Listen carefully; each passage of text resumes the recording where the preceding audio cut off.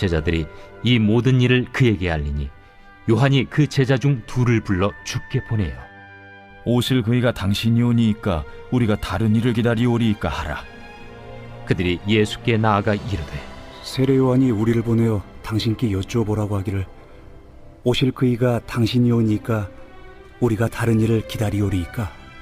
마침 그때 예수께서 질병과 고통과 및 악귀 들린 자를 많이 고치시며 또 많은 맹인을 보게 하신지라. 너희가 가서 보고 들은 것을 요한에게 알리되 맹인이 보며 못 걷는 사람이 걸으며 나병 환자가 깨끗함을 받으며 귀먹은 사람이 들으며 죽은 자가 살아나며 가난한 자에게 복음이 전파된다 하라. 누구든지 나로 말미암아 실족하지 아니하는 자는 복이 있도다. 요한이 보낸 자가 떠난 후에 예수께서 무리에게 요한에 대하여 말씀하시되 너희가 무엇을 보려고 광야에 나갔더냐? 바람에 흔들리는 갈대냐? 그러면 너희가 무엇을 보려고 나갔더냐? 부드러운 옷 입은 사람이냐? 보라, 화려한 옷을 입고 사치하게 지내는 자는 왕궁에 있느니라. 그러면 너희가 무엇을 보려고 나갔더냐? 선지자냐? 옳다. 내가 너희에게 이르노니 선지자보다도 훌륭한 자니라. 기록된 바 보라, 내가 내 사자를 내 앞에 보내노니 그가 내 앞에서 내 길을 준비하리라 한 것이 이 사람에 대한 말씀이라. 내가 너희에게 말하노니 여자가 낳은 자 중에 요한보다 큰 자가 없도다. 그러나 하나님의 나라에서는 극히 작은 자라도 그보다 크니라. 모든 백성과 세리들은 이미 요한의 세례를 받은지라. 이 말씀을 듣고 하나님을 의롭다 하되 바리새인과 율법 교사들은 그의 세례를 받지 아니하므로 그들 자신을 위한 하나님의 뜻을 저버리니라. 이 세대의 사람을 무엇으로 비유할까? 무엇과 같은가?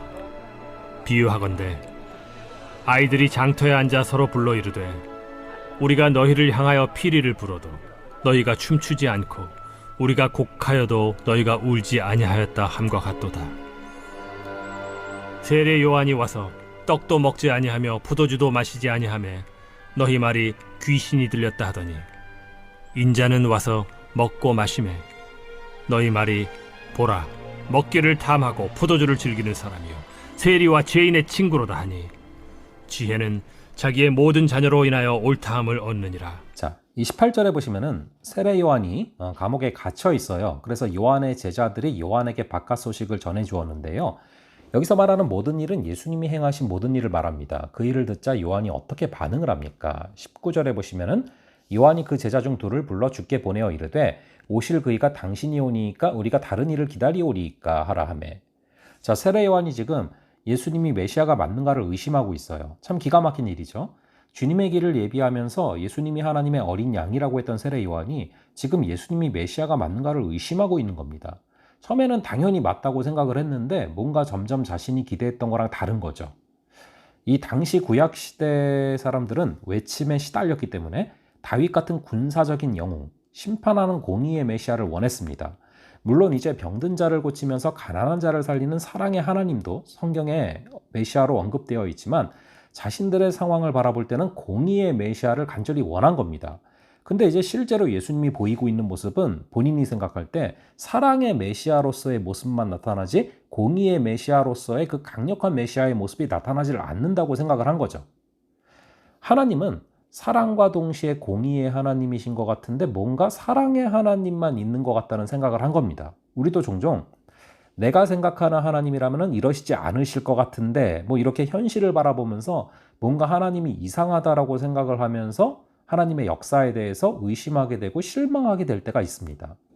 사실 우리는 이처럼 내가 만들어낸 하나님을 생각하며 살 때가 많습니다. 그래서 존 칼빈은 인간의 마음은 우상 제조 공장이다라는 말을 했어요. 여기서 말하는 우상은 뭐냐면은 내가 만들어낸 하나님이 우상이라는 거예요.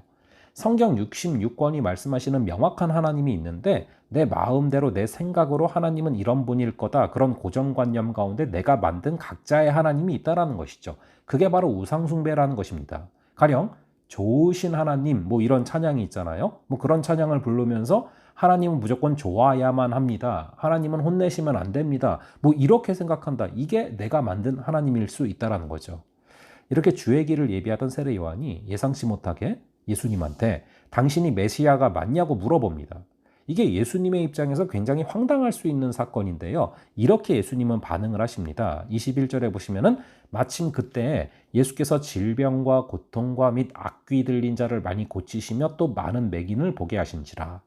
즉 사역의 현장을 직접 보여주시는 거예요. 세례 요한의 제자들에게. 마침 그 질문을 던져왔을 때 사역의 현장에서 기적의 역사가 계속 벌어지고 있음을 보여주셨습니다. 사실 세례 요한의 제자들도 소문을 듣고서 예수님을 평가했던 것이지 직접 사역의 현장을 본 적이 없습니다. 세례 요한은 심지어 남한테 들은 것을 또 전해주고 있는 이 세례 요한의 제자들의 말을 듣고 생각을 한 것이니 얼마나 정확하지가 않겠습니까? 우리도 내가 마음에 드는 기도 응답이 오지 않으면 못 들은 척할 때가 있어요. 내가 원하는 하나님, 내가 원하는 기도 응답이 정해져 있을 때가 많습니다. 그래서 제가 수능 기도회를 인도할 때를 생각을 해보면 항상 일정한 패턴이 있었던 것이 기억이 나요. 수능 볼 때 넘치는 지혜를 주시옵소서, 그 펜 잡은 손을 붙드사 실수 없게 하여 주시옵소서, 이런 기도할 때는 아멘이 넘쳐납니다. 근데 실수로, 실수는 아니지만 마치 실수로 느껴질 정도로 뿌린 대로 거두게 하여 주시옵소서, 주님의 뜻대로 인도하여 주시옵소서, 이러면 굉장히 조용해집니다. 자, 이렇게 우리가 생각하는 하나님이 있고 우리가 생각하는 응답이 정해져 있다는 거예요. 다시 본문으로 가면은 그럼 처음에는 예수님을 메시아라고 생각했던 세례 요한이 왜 이렇게 변하게 됐을까요? 이것은 그가 감옥에 갇혀있던 사실과 무관하지 않다는 생각이 듭니다. 헤롯 왕의 미움을 받아서 감옥에 갇히면서 몸과 영혼이 상당히 피폐해졌던 것 같아요. 진짜 제대로 된 감옥이거든요, 이게. 그러니까 신앙이 없어서가 아니라 환경이 힘들어진 가운데 무너진 겁니다. 믿음의 사람이 시험에 든 거죠. 그래서 광야에서 불같은 메시지를 토하던 세례 요한이 달라진 겁니다. 여러분, 구약에서 이 세례 요한은 자기 시대의 어떤 한계를 넘어선 사람이에요. 그래서 메시아를 바라봤던 사람입니다. 근데 환경이 너무 어려워진 가운데 옛사람으로 다시 돌아가서 자기 시대의 사람들처럼 똑같이 생각을 하는 거죠. 이런 감옥에 갇힌 것은 로마 때문인데 메시아라면 로마의 압제를 이길 만한 사람이어야 하는데 이렇게 생각을 하게 된 거예요. 이게 인간입니다. 현실의 어려움 가운데 무너지는 게 우리 모습인 것이죠. 세례 요한이 감옥에 갇혀서 하나님의 역사를 바라볼 수 없었고 예수님을 메시아로 바라볼 수 없던 것처럼 나의 그 감옥은 무엇입니까? 나의 생각의 감옥은 무엇입니까? 그것을 나와야 됩니다. 우리 하나님은 내가 원하는 일을 하시는 게 아니라 하나님의 뜻을 이루어 가십니다. 그런데 결국에 시간이 지나고 보면은 그게 나에게도 좋은 일이에요. 그 하나님의 역사를 믿음으로 나아갈 수 있기를 간절히 바랍니다. 23절에 보시면은 누구든지 나로 말미암아 실족하지 아니하는 자는 복이 있도다. 하나님의 말씀이 또 하나님의 역사가 자기 마음에 들지 않는다고 불평하는 사람은 시험이 든 사람이라는 거죠. 말씀이 은혜가 되고 도전이 되어야지 시험에 드는 요소가 되면 안 되는 것이죠.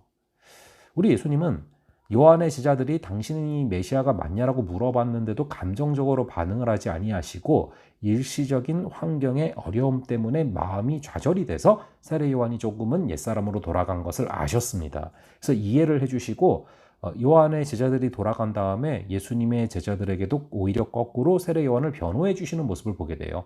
그게 24절부터 26절이죠. 그래서 결론적으로 선지자 중에서도 가장 훌륭한 자가 세례 요한이라는 말씀을 하시는 것입니다. 28절에 보시면은 내가 너희에게 말하노니 여자가 낳은 자 중에 요한보다 큰 자가 없도다. 그러나 하나님의 나라에서는 극히 작은 자라도 그보다 크니라. 여기서 여자가 낳은 자라는 것은 예수님이 오시기 전을 총괄적으로 말하는 겁니다. 메시아를 기다리는 그 시대에서는 요한이 최고라는 거죠. 그가 왜냐하면은 예수님을 소개하는 그 다리 역할을 했거든요. 근데 이미 예수님이 오시고 나서는 우리 모두가 예수님과 동행을 하거든요. 그래서 모두가 더 위대하다라는 말씀을 하시는 겁니다. 이미 예수님이 오셨기 때문에 다리가 없어도 이미 그분을 알 수 있기 때문에 그런 거예요. 오늘도 이미 오신 예수님과 동행하면서 그 예수님의 말씀을 또 예수님이 일하시는 그 역사를 있는 그대로 받아들이고 믿음으로 걸어나갈 수 있는 그러한 역사가 우리에게 있기를 간절히 바랍니다. 그러면은 잠시 기도하겠습니다. 아버지 하나님, 다시금 또 이 세례 요한을 통하여서 우리 역시도 이 생각의 감옥에 갇혀서 또 나만의 그 감옥에 갇혀서 다시금 옛사람으로 돌아가고 있는 모습은 없는가 되돌아보게 하여 주시옵소서. 나의 그 감옥은 무엇입니까? 거기서 우리를 구원하여 주시고 그리하여서 예수 그리스도를 우리 예수 그리스도의 그 말씀을 있는 그대로 받아들이며 나아갈 수 있는, 예수님과 동행할 수 있는 그런 귀한 하루 되게 하여 주시옵소서. 주님 아버지께서 오늘 하루도 온전히 동행하여 주실 줄을 믿사오며 이 모든 말씀 우리 주 예수 그리스도의 이름으로 기도합니다. 아멘.